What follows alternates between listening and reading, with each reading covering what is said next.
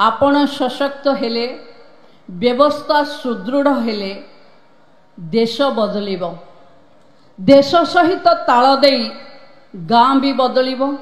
गाँ बदलिले मार स्थिति भी बदलिबो। जहाँ पाई आमे सुभद्रा लक्षपति दीदी महिलांकर पंचायत राज व्यवस्थार भागीदारी कथा कहूचे। आमे अनेक समय रे गाँ रे होउथिबा पल्ली सभा हे जाए लिभि जाए। आज आम सरकार आसिला परे ताकू पोर्टाल रे डिजिटाइजेशन करबा को चाहूचे। गांधी देखिथिले ग्राम स्वराज रो स्वप्न। बिजू बाबू कहूथिले भागीदारी महिलांकर करिबा पाई, किंतु दीर्घ वर्ष धरी ये कथा एमती पड़िया हेई पड़ीथिला जहाको देश रे नरेंद्र मोदी आसिला परे गाँ रो विकास रो धुआं छुटी।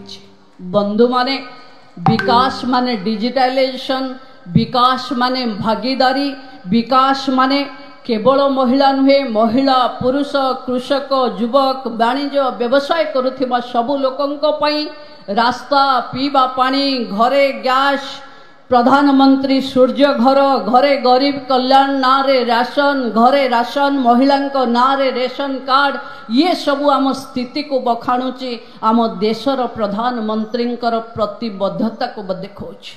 आज